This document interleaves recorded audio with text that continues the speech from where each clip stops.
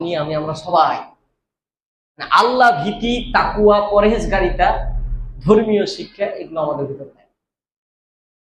এগুলো বাস্তবায়িত আমরা করতে চাই, যার কারণে সব জায়গায় আমরা কি এরকম বিপদের শিকার করছি। আল্লাহ তুমি আমাদেরকে এই বিপদ থেকে তুমি রক্ষা করো, সবাই করে আমিন। যে সমস্ত প্রিয় ভাই ও বোনেরা মারা গেছে দুর্ঘটনায়, আল্লাহ তুমি তাদেরকে শহীদি মর্যাদা দান করো, সবাই করে আমিন। আল্লাহ তুমি তাদেরকে কবুল করো, জান্নাতের সর্বোচ্চ জায়গায় তুমি পৌঁছিয়ে দাও, সবাই করে আমিন। আল্লাহ তুমি আমাদের মৃত্যুটাকে সহজ করো। এই মৃত্যুটাকে একটু ভাবার চেষ্টা করব অবশ্যই। এই বাসের কথাটা যখন বললাম না, আলাদাই, আপনি ভাবলেই আপনি অবাক হয়ে যাবেন। একটা কথা আছে না, বলে না যাব যে কত কঠিন, সইতে আমি পারিব না, মৃত্যুর যন্ত্রণা কত কঠিন, সইতে আমি পারিব না।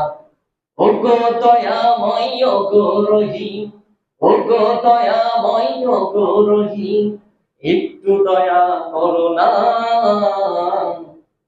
বলে না যাব যে কত কঠিন, সইতে আমি পারিব না, মৃত্যুর যন্ত্রণা কত কঠিন, সইতে আমি পারিব না।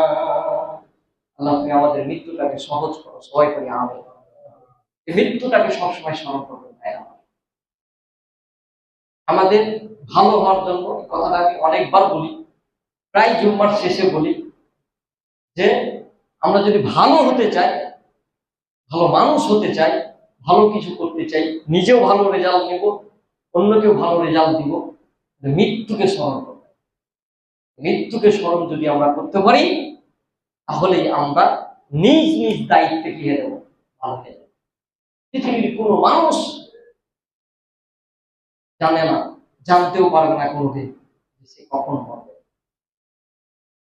মুহূর্তের ভিতরে আমরা মরে যাচ্ছি, মুহূর্তের ভিতরে। আল্লাহ তুমি আমাদের উপর দয়া করে, তুমি আমাদের উপর রহমত নাযিল করো। এই জন্য রাসূলুল্লাহ সাল্লাল্লাহু আলাইহি ওয়াসাল্লাম বলছেন যে আকসিরু যিকরু হাদিহি দাদাতি মা'আল মাউত। হে পৃথিবীর মানুষ, তোমরা যদি তোমাদেরকে পরিবর্তন করতে চাও, তোমরা যদি তোমাদেরকে ভালো মানুষ হিসেবে গড়তে চাও, প্রকৃত মুমিন, প্রকৃত ইমানদার হতে চাও, এটাও একটা গুণ, যেটাকে কি করতে হবে, মৃত্যুকে স্মরণ করতে হবে। সময় সংক্ষিপ্ত, এই জন্য এই বিষয়টা ব্যাখ্যা করতে গিয়ে একটু সময় চলে গেছে, এই জন্য আমি একটু ওই দিকে যাচ্ছিলাম না। তো তারপরে আমি যেহেতু মূল আলোচনা যেটা শুরু